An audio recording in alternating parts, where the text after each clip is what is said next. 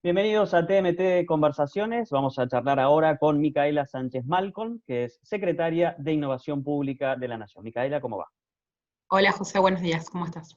Micaela, el Gobierno Nacional dictó el ya bastante conocido Decreto 690, que congela tarifas y declara servicio público a las telecomunicaciones, y se inició una etapa de diálogo para su reglamentación. ¿No era conveniente generar ese diálogo antes de la Y hubiera sanción del sido decreto? positivo establecer como una mesa un poquito más amplia, representativa de los intereses de todo el sector, que vos bien sabés que estamos hablando de más de 1.500 actores, obviamente de diferentes tipos, diferentes alcances y diferentes volúmenes. La realidad es que se dio en un contexto de pandemia, se dio en un contexto donde había una evolución de precios propuesta, cuya negociación no se pudo llevar a buen término, eso también hay que decirlo, y que implicaba tal vez un salto en los precios muy grande para los consumidores en el marco de la pandemia y en el marco donde la apertura todavía ni siquiera se había dado. En función de eso fue que el presidente tomó la decisión de preservar el poder adquisitivo de los argentinos, que viene golpeado en un contexto de aislamiento. Hay claramente como dos visiones, una de corto plazo que tiene que ver con exactamente con lo que estás diciendo, los precios, el poder mantener los servicios que además son vitales para la vida en cuarentena, y una visión de mediano a largo plazo que es la que plantea la industria, que dice se van a frenar las inversiones, es decir, vamos a tener resuelto un problema de corto plazo, pero vamos a crear otro a largo plazo. ¿Qué va a pasar con la inversión en infraestructura de telecomunicaciones? Bueno, todo lo que es el universo de las tecnologías de la información y la comunicación es muy vasto y obviamente cada agrupación de actores tiene su propio escenario, sus propias limitaciones, sus propios alcances y sus propias proyecciones de inversión. El decreto, si bien establece que los servicios TIC son servicios esenciales, son servicios públicos esenciales, lo establece en el marco de la competencia. Esa característica no es menor, o la importancia de esta característica no es menor, porque justamente contempla, al momento de establecer la mesa de charla en el marco del ENACOM, que es el ente regulador, tiene que contemplar no solamente la prestación del servicio, los costos de ese servicio, sino proyectar la inversión. Y en función de ese combo, en función de la articulación de todas esas variables, es que se va a definir la negociación del tope del porcentaje de aumento autorizado. Después, la implementación y cómo se lleva adelante, obviamente que va a ser potestad de cada uno de los actores, empresas, cooperativas, pequeñas y medianas, o las grandes telcos también. Y Micaela, ¿y esos topes se están previendo con alguna periodicidad, con alguna frecuencia? ¿Se está pensando en una mesa o en alguna instancia o tal vez alguna dirección o ámbito gubernamental nuevo para regular y fijar esas instancias de actualización? Porque además el contexto macroeconómico inflacionario, que en Argentina lleva muchos años, digamos, no es nuevo, hace que me parece que muchos operadores estén nerviosos respecto de cómo, cuándo y dónde va a ser esa actualización. Te diría que en principio no está en agenda el establecimiento de una nueva institución, organismo o ente, sino que todo esto se circunscribe en el marco del Ente Nacional de Comunicaciones, que es el ENACOM, y sí se está trabajando hoy por hoy en un proyecto y en un borrador de reglamentación del decreto que contempla aportes, solicitudes y perspectivas que fuimos recabando en todas las mesas que fuimos teniendo desde la sanción del decreto hasta ahora. Nos hemos juntado con las cooperativas, con las federaciones de cooperativas, con las telco, con las pequeñas y medianas empresas, con los cableros. Bueno, de todas esas mesas surge un proceso de borrador sobre el cual ahora está trabajando el ENACOM y se va a plantear en una mesa más amplia. La idea de esta mesa más amplia es hacer una convocatoria plural y que en esa convocatoria plural se derivan un poco cuáles van a ser las lógicas de implementación del decreto para dar un poco más de certezas de cada lo que se viene después de diciembre. Ujú. Hay algunos reclamos históricos de las empresas y operadores, grandes y chicos, de telecomunicaciones que tienen que ver con cosas que por ahí eran más urgentes, si se quiere, o por lo menos eso es lo que plantean los operadores, que el decreto, ¿no? Que tiene que ver con sitios donde instalar infraestructura, por ejemplo, de conectividad móvil, usos de compartición de infraestructura del tipo postes, ¿no? También en este sentido está siempre el tema del espectro. En cuanto a lugares para instalar infraestructura, uso de postes o ductos compartido y espectro, ¿hay alguna iniciativa, alguna agenda del gobierno? Existe, de hecho sí, lo que refiere a la compartición de infraestructuras desde la Subsecretaría de las Tecnologías de la Información y la Comunicación, que depende de la Secretaría de Innovación, se está trabajando en un proyecto que se lleva adelante complementariamente con el ENACOM. Digo, tenemos equipos técnicos que van trabajando los temas en conjunto, lo que nos garantiza una agenda común y poder llevar adelante los proyectos en diálogo también con el Congreso. En ese sentido se está avanzando. En términos de espectro, se está avanzando también con la conjunción de ambos equipos técnicos en el plan plurianual de espectro que nos permita ordenar el estado actual del espectro en Argentina, que nos permita proyectar cuáles podrían llegar a ser las reasignaciones y de qué manera se pueden llevar adelante las nuevas atribuciones. En ese sentido, sí se viene trabajando y nos queda un escenario a definir de cara al 4G, que todavía hay un porcentaje importante del espectro que todavía está pendiente de asignación, hay que ver cómo se avanza en ese sentido, y nos queda pendiente obviamente pensar en la atribución del 5G, que técnicamente ya estamos empezando a trabajarlo, lo que no quiere decir que haya una determinación, sino que es una mesa con participación presidencial incluso, en la decisión de cómo se avanza en este sentido con estos activos que son vitales para el Estado. Claro, y ahí está en agenda, por lo menos de la industria a escala global, el 5G, y ya vemos algunos gobiernos o países o estados en América Latina tomando algunas decisiones. En Argentina, ¿cuándo podríamos ver alguna decisión, o primera decisión, respecto de la quinta generación de conectividad móvil? Te diría que la primera decisión es este proceso que ya estamos encarando, que es el Plan Plurianual de Espectro, que nos permite establecer un panorama bastante certero respecto de cómo está hoy el espectro, qué se utiliza, qué no se utiliza, qué bandas tenemos, qué frecuencias, de qué manera se superponen en determinadas zonas y tener un panorama bastante más federal y claro. Esa es la primera etapa. La segunda etapa respecto a la quinta generación tiene que ver con efectivamente la atribución y que el Estado determine de todas las bandas que tenemos cuál vamos a oficialmente asignar o atribuir en realidad para brindar servicios 5G. Y lo que viene luego es la licitación.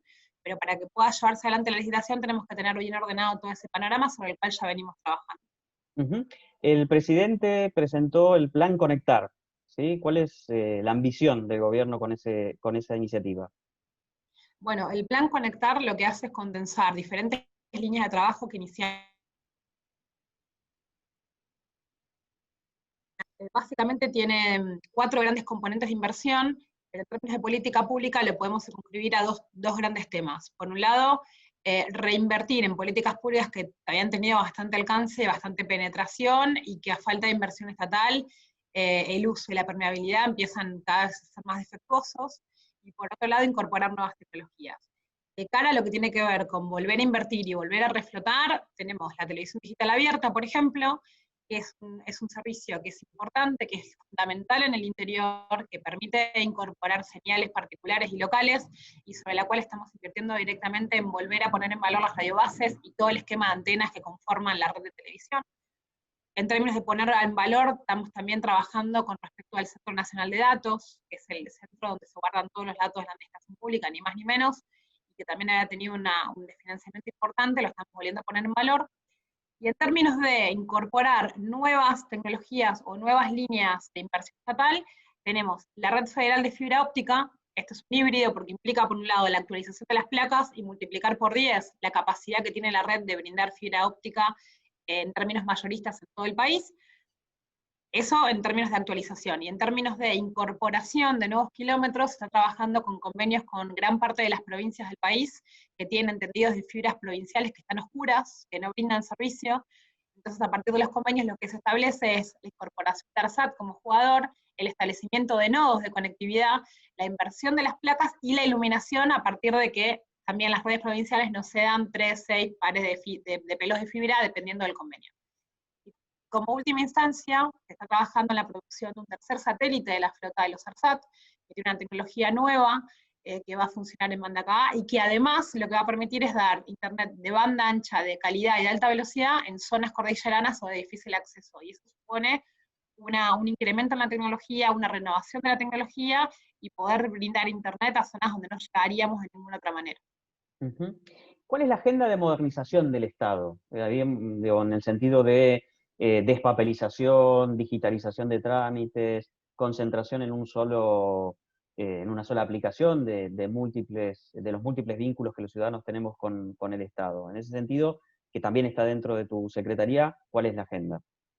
Bueno, tenemos una agenda bastante importante, que tiene que ver con una continuidad y un incremento de las instancias de digitalización, digamos. La digitalización en sí misma constituye uno de los pilares que el gobierno retoma del gobierno anterior, pero lo hace desde otra óptica, que tiene que ver con la segurización de los sistemas, que tiene que ver con el poder apropiarnos de esos sistemas, y desde el Estado podamos administrar los entornos que hacen a los sistemas, los entornos de prueba, de desarrollo, de despliegue, de producción, tener un control efectivo del código de los sistemas que utilizamos en la gestión interna y de cara a la gestión con la ciudadanía, y obviamente la segurización de los datos en este nuevo centro de datos que estamos construyendo en ARSAT. La lógica tiene que ver con una articulación con el mundo privado, que es importante y es fundamental porque nos da músculo. Sabemos que a veces en la administración pública no podemos ni costear los sueldos del privado, ni sostener esquemas de ese tipo de producción. Bueno, pero lo estamos haciendo en una articulación con equipos de ingenieros de desarrollo propios, que establecen cuáles son las líneas de acción a seguir y que van estableciendo niveles de control y de seguimiento de todos los entornos. Eso se da tanto en el sistema de gestión de expedientes, como en el sistema de tramitación a distancia, como en el sistema de administración de credenciales, que es de Argentina. Acabamos de lanzar como una renovación de toda la parte estética que la hace mucho más funcional, pero a su vez vamos a incrementar diferentes convenios y diferentes soluciones nuevas a la aplicación. Se hizo también con el sistema Cuidar, y estamos trabajando junto con la Secretaría de Gestión y Empleo Público en el armado de una plataforma que se llama Tramitar, sobre la cual venimos trabajando para generar, en articulación con más de 13 organismos del Estado Nacional, la digitalización de trámites, que hoy por hoy implican que la gente tenga que movilizarse las ventanillas, y que nosotros queremos que a partir de la pandemia se abra una ventana de oportunidad para que todo pueda ser digital, y en todo caso lo que exija la presentación de alguna documentación en papel, se puede hacer en una segunda instancia sin invalidar el inicio del trámite. Entonces, la agenda de digitalización es fuerte, es importante, y está pensada en términos no solo de sistemas, sino también de inclusión digital, y de empezar a trabajar federalmente en la apertura de datos, en el trabajo con los gobiernos, de gobiernos provinciales, gobiernos municipales, y en también trasladar herramientas y recursos a todas las provincias en ese sentido. Micaela, en un par de tweets, si dentro de un año volvemos a conversar, ojalá que sí, o antes, pero digo, para establecer un horizonte, ¿qué objetivos te gustaría tener cumplidos? Bueno, en términos de conectividad, me gustaría haber avanzado con gran cantidad de convenios con las provincias para poder efectivamente optimizar los recursos que invierten las provincias y los recursos que invierte el Estado Nacional en la conectividad de todos los argentinos. Eso implica no solamente avanzar en la firma de convenios como venimos haciendo, sino efectivizar esos convenios en convenios específicos que redunden en que se puedan iluminar grandes zonas del país. Eso como primer objetivo, más a corto o mediano plazo. También a corto o mediano plazo, en el marco de un año, me gustaría poder decirte cuál fue toda la evolución que hicimos y llevamos adelante de cara a los sistemas. Esto tiene que ver con un proceso de renovación de firma digital que hoy por hoy está en curso, con incorporación de nuevas tecnologías, con articulación con los registros civiles en el marco del Ministerio del Interior, para poder generar no solamente las pruebas de fe de vida, sino también simplificar y aceitar la firma digital para registros civiles, para médicos y para actividades que son esenciales y que se pusieron mucho más de manifiesto en la cuarentena y en el aislamiento determinado por el presidente. Y en línea con eso, poder robustecer también a través del ENACOM, que viene trabajando muchísimo, la conectividad en barrios populares, la conectividad en instituciones educativas y la conectividad en instituciones de los gobiernos municipales y provinciales. Esas tres líneas me parece que son de efectivo cumplimiento en el corto o mediano plazo. Y también me gustaría poder decirte cómo se está construyendo el ARSAT 1 segunda generación, contarte cómo va, qué se hizo, mostrarte la maqueta y mostrar un poco la evolución de una política más a largo plazo que tiene que ver con la digital. Muchas gracias, Micaela. Gracias, José. Hablábamos con Micaela Sánchez Malcon, secretaria de Innovación Pública de la Nación.